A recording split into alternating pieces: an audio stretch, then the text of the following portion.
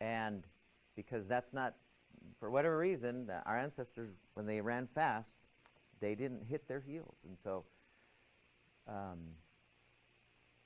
and you see a lot of shoes now where they're called zero drop or zero, the heels are very, very minimal.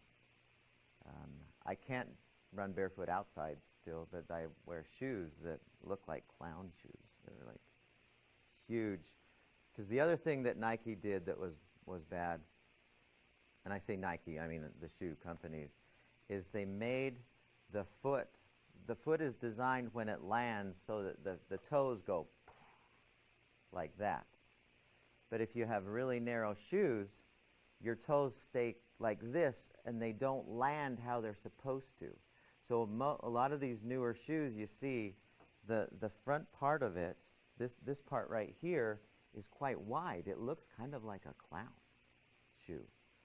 But if you run with those, your foot goes, oh, thank you. And you land and take off how your foot is designed to do that.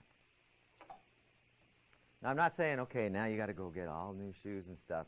But it's worth considering if you do any amount of running and you find yourself getting injured at all. If you're just fine with how you are, then okay, fine, no worries. I remember, because we played basketball together, Corey and I downstairs with a bunch of boys, and I mentioned that to him, and he says, I'm going to try that. Because he had the same constant injuries, and it was immediate for him too. Yeah, he actually gave me some shoes, that, you know, those toe shoes that, and I tried them and I just couldn't do those. I could not run in them. But they are better than anything with heels. Yeah, I can't do them either.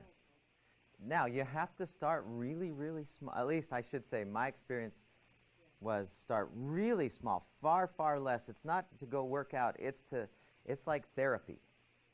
Because you can't run, I mean, if you're on a trail here, you can't run barefoot.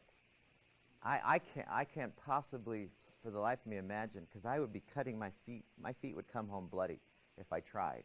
I've been on track before, or on a grass. It's no problem, but that gets boring. I like to be on the trail. Well, see, here's the thing. I mean, you think about basketball players, and they're constantly getting ankle injuries because they come down on somebody else's, like, let's pretend that this is, can I use your thing? No, it's good there. They come down on the side of somebody's foot, and because there's so much difference in space, the ankle goes, right? But if their foot is closer to the ground, they'll hit that and it'll go. It won't go. Do you know what I mean? I don't know if I'm explaining that right. I haven't had a single ankle problem since I started doing that. And since even my basketball shoes, and I'm short, I stay short instead of having a really tall, because you're not going to come down on, it doesn't matter that you come down on somebody else's foot, because you're going to, it's a small amount of space rather than with a big heel on it. So anyway, something interesting to play with. And that's one of those things I would say, just experiment and see.